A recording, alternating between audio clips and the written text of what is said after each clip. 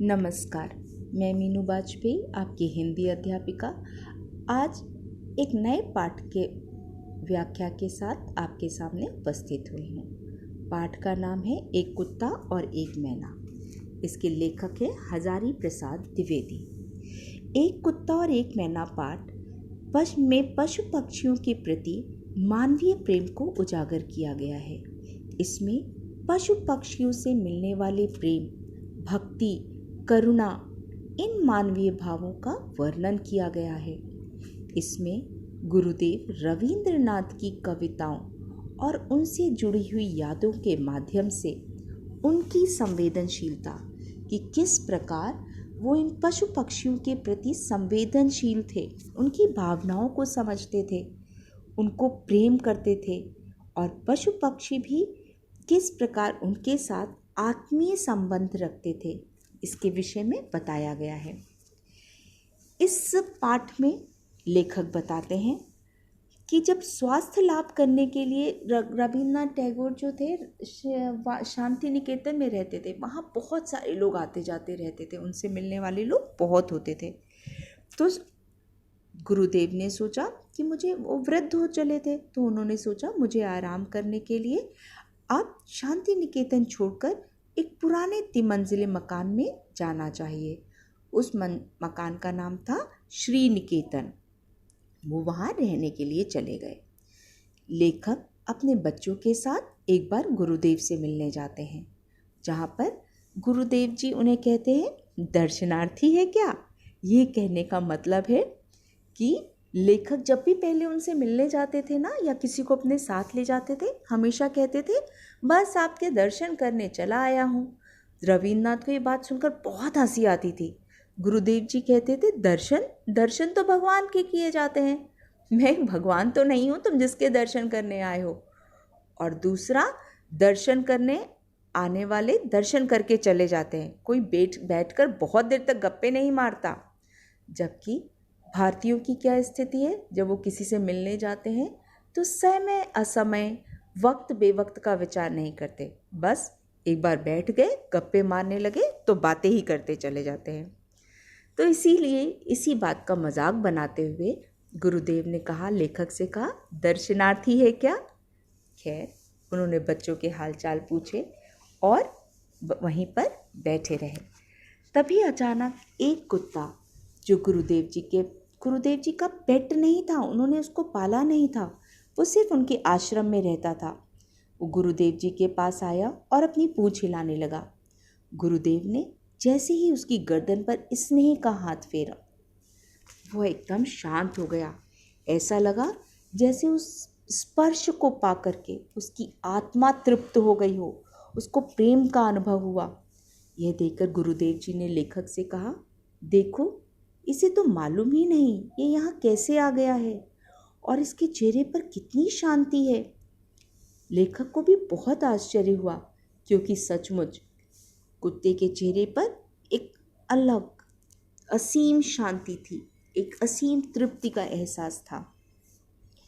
और रवीन्द्रनाथ जी ने इस कुत्ते के प्रेम समर्पण के आधार पर, इस प्रेम समर्पण पर एक कविता भी लिखी थी कि संपूर्ण भाषाहीन प्राणी लोक में केवल यही एक ऐसा प्राणी है, यही एक ऐसा जीव है जो मनुष्य के वास्तविक प्रेम को समझ सकता है, जो कि एक मानव नहीं समझता। मतलब मानव और मानव आपसी प्रेम नहीं रखते हैं, वो एक दूसरे के प्रेम को नहीं समझ सकते हैं, लेकिन यह प्राणी, यह कुत्ता इस प्रेम को समझ सकता है। और आश्चर्य की बात, और सबसे ज़्यादा आश्चर्य लेखक को कब हुआ, जब उन्होंने देखा कि गुरुदेव की मृत्यु के पश्चात जब उनकी चिता भस्म आश्रम में लाई गई, तो यह कुत्ता उस चिता भस्म के कलश के पास बहुत देर तक चुपचाप बैठा रहा। और जब उस भस्म को नदी में प्रवाहित करने के लिए ले जाया गया, तो वह स्वयं भी उसी भस्म के साथ साथ आश्रम वासियों के साथ नदी के तट तक गया। लेखक को यह देखकर बहुत ही आश्चर्य हुआ कि वह मूक प्राणी अपने प्रेम को प्रकट करने में पूरी तरह से सक्षम था। उसने अपने प्रेम को प्रकट किया। इसके बाद लेखक ने एक दूसरा अनुभव किया। गुरुदेव जी पशु पक्षियों की संवेदना को भी पहचानते थे। पशु पक्षियों के चेहरे पर जो करुणा का भाव होता था उसको भी पहचानते थे। एक दिन लेखक गुरुदेव जी के साथ बैठे थे। उन्होंने देखा एक मैना इधर उधर फुदक रही थी, जिसको देखते ही गुरुदेव जी ने कहा, इस मैना के चेहरे पे बहुत ही ज़्यादा दर्द है, ये बहुत दुख में है। और लेखक सच में महसूस किया लेखक ने कि वह मैना जिस तरह फुदक रही थी उसमें दर्द और करुणा का भाव था। उस दिन लेखक को गुरुदेव जी की दूसरी कविता का वास्तविक मर्म समझ में आया। लेखक को मैना की करुण दृष्टि पर विश्वास तो नहीं था। लेखक इस पर विश्वास तो नहीं करते थे कि मैना में किसी भी तरह की दया हो सकती है, क्योंकि लेखक को अपना अनुभव कुछ खास नहीं था मैना के साथ। हुआ यूं था, लेखक के घर में मैना ने, नर मैना और मादा मैना ने अपना एक घर बना लिया था, जिसमें वो घास फूस, तिनके, पत्ती, सूखी पत्ती, चिथड़े ये सब भर करके अपना घोंसला बना लेते थे। लेखक उनसे बहुत परेशान हो गया था और लेखक कहते हैं एक बार तो मैना और नर मैना दोनों आ गए और वो अपने चोंच में तिनके के छोटे छोटे दाने लेकर आए। घोंसले बनाने के लिए ना सूखी घास के तिनके भर के लाए और उन दोनों के बीच में आपसी संवाद हो रहा था, वो देखिए कितना मनोरंजक था। जैसे हम लोग आपको संवाद लिखने के लिए जब कहते हैं तब हम बताते हैं ना कि जिसके बारे में आप संवाद लिखने जा रहे हैं उसकी भावनाओं को समझिए। बस ये संवाद लेखन का एक उदाहरण इस पाठ में भी दिया गया है।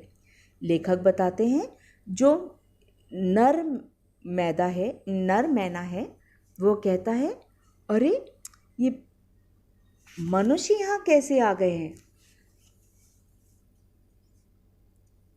आ गए हैं, स्त्री के कहने पर नर मैना कहता है, आ गए हैं तो आ जाने दो, इनको यहाँ रह जाने दो। लेखक कहते हैं पत्नी मैना ने कहा, मनुष्य को देखते ही उसने कहा, अरे ये लोग यहाँ कैसे आ गए जी? इस पर नर मैना ने कहा, बेचारे आ गए हैं, रह जाने दो, क्या कर लेंगे, हमारा क्या बिगाड़ सकते हैं। तब स्त्री मैना बोली, लेकिन फिर भी इनको इतना तो ख्याल होना चाहिए कि हमारा प्राइवेट घर है।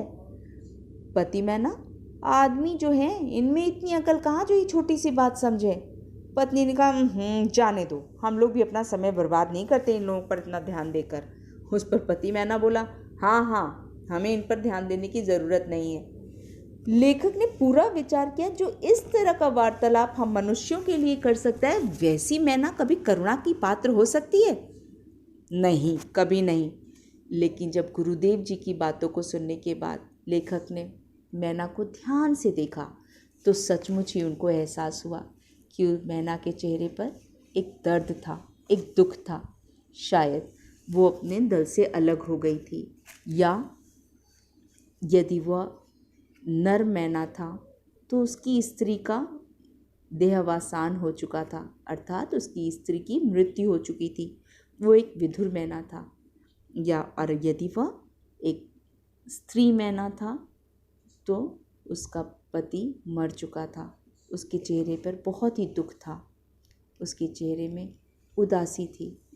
यह बात लेखक को गुरुदेव की कविता पढ़ने के बाद समझ में आई। उस दिन कविता को पढ़कर लेखक को लगा, सचमुच किस प्रकार गुरुदेव जी मैना के मर्म स्थल तक पहुंच गए, किस प्रकार गुरुदेव जी हर पशु की, हर पक्षी की भावनाओं को समझ जाते हैं।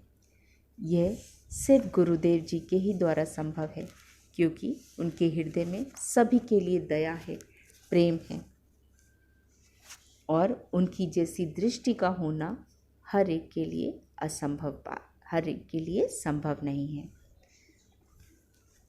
पाठ यहीं पर समाप्त होता है।